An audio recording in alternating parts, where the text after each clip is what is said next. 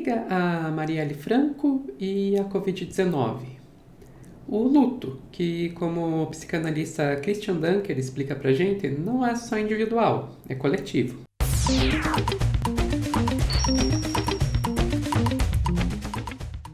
A gente costuma pensar o luto como algo individual, né? Que a pessoa tem que passar. No livro você fala do luto como algo coletivo. A gente costuma pensar no luto como algo que passa, né? E ali no próprio título do livro você já fala do luto infinito, né?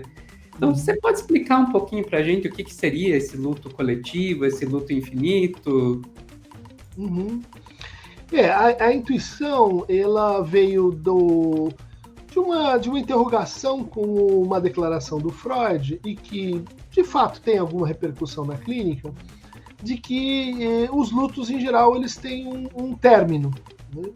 E é um término muito interessante, porque às vezes está marcado por um sonho, às vezes está marcado por uma transformação de humor, às vezes está marcado por um gesto, né?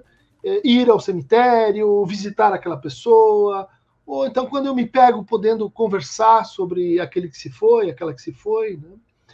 E isso corresponde um pouco assim ao consenso psiquiátrico, clínico sobre o luto, né? Inclusive tem algumas tentativas de patologizar o luto que fica assim muito extenso, supera aí 15, 20 dias, um mês, né?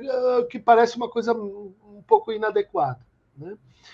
Bom, mas revisitando então esse problema, né, de quando o luto acaba, a gente encontrou uma série de contra-exemplos, né, particularmente no caso assim de lutos ligados a uma morte violenta, a um suicídio, a uma morte coletiva, um grupo muito grande de pessoas que não têm assim, os seus rituais fúnebres muito bem celebrados, né?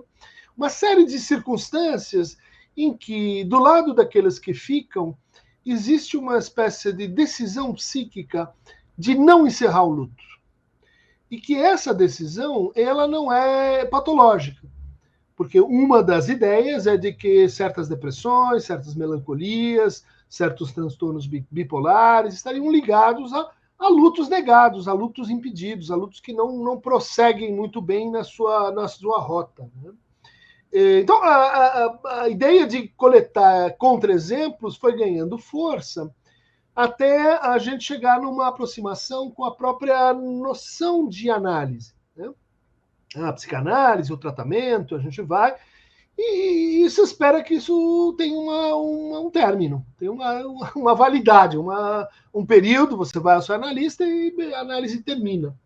Mas o Freud tem um texto muito importante, chamado Análise Finita e Análise Infinita, onde ele introduz essa ideia de que uma boa análise, uma análise terminada, é aquela que introduz para o sujeito, para o analisante, a experiência concreta de que o inconsciente não termina, de que você não está normal depois que terminou a análise. Você ainda tem sintomas, você ainda tem que se haver com esquecimentos e recalques, de tal maneira que uma análise bem terminada é aquela que entende que a análise é infinita, que a análise é para, vamos dizer assim, a nossa vida toda, porque nossa vida toda tem uma relação com desejo, com mudanças na realidade, com outros eventos que acontecem e que a gente pode então voltar para o luto e dizer assim, será que isso acontece de forma análoga no luto?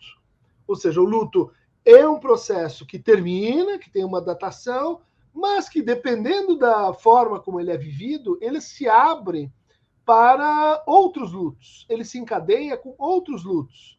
E esse gesto, esse ato, ele tem uma dimensão ética e uma dimensão política, né? Em que alguém decide, bom, vou manter esse luto em aberto, enquanto a gente não descobrir o que aconteceu nessa morte, onde está esse cadáver, onde está, bom, as circunstâncias que me foram devidas, né? São casos em que a gente pode dizer assim, são casos não patológicos de lutos infinitos. E essa foi, assim, uma das ideias do livro. Mas quando você fala disso, vem um monte de coisa aqui na minha cabeça. Quando você fala em coletivo, eu penso na Covid, né? Muitas mortes. Quando você fala em casos não resolvidos agora, a gente está muito lidando com a questão da Marielle Franco, né? Exato. Uhum, Então, assim, tipo, realmente dá para encadear muita coisa da nossa realidade atual que a gente tá passando uhum. nisso, né? De fato, Sofia, e essa tua observação, né, ela concorre para uma conclusão que para mim foi um pouco surpreendente pela simplicidade, né, de que, assim, no fundo, um luto se conclui quando, em cada um de nós, individualmente, quando aquela perda se encadeia com as perdas anteriores, com a cadeia de Uhum. perdas. Né? E aí não é só perda de um ente querido que vem a falecer. São as perdas dos nossos grandes amores, dos nossos grandes ideais, das nossas expectativas, dos nossos sonhos, das nossas formas corporais, das idades da vida. Ou seja, na medida que essas perdas se juntam numa espécie de unidade, que o luto, então, encontra uma finalização. E é também na medida que o luto do indivíduo se liga com o luto do outro, que ela se abre, né, para uma generalização indefinida. Nos anos 70, para vender leite em pó, uma empresa tentou convencer o mundo de que o leite materno não tinha nutrientes suficientes, e deu certo. Toneladas e mais toneladas de leite em pó foram vendidas, agravando a desnutrição infantil em alguns dos países mais pobres do mundo, é verdade, mas gerando muito lucro para os acionistas no processo, demonstrando uma grande responsabilidade administrativa. Essa mesma empresa agora, em nome de seus valores, em nome da proteção daqueles que nela investem, foca seus negócios no acesso à água.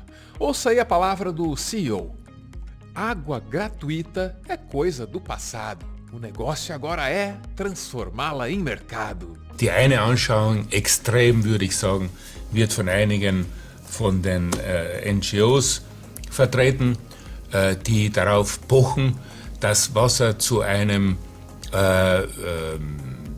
öffentlichen Recht erklärt wird. De que empresa falamos aqui? Bom, que outra empresa teria coragem de ir tão longe para satisfazer os seus acionistas, senão a Nestlé? A Nestlé fabrica muita coisa, incluindo seu chocolate preferido, que pode ou não ser feito com o trabalho escravo de crianças africanas. E o acionista não precisa ter medo de boicotes, jamais. A Nestlé tem 2.000 produtos, são 2.000 marcas. A empresa é a prova de boicotes. Acionista, aposte na Nestlé. Não há nada que a empresa não faça por você e pela multiplicação do seu dinheiro. Pesquise e descubra mais sobre o histórico da empresa. Nestlé. Ninguém denuncia porque ela anuncia. O produtor de conteúdo adverte. A referida empresa obviamente não patrocina esse vídeo e por responsabilidade jurídica somos obrigados a explicar a piada, estragando toda a graça que a mesma eventualmente pudesse ter. Pela sua compreensão, o nosso muito obrigado. A mesma é foda, né? Texto jurídico.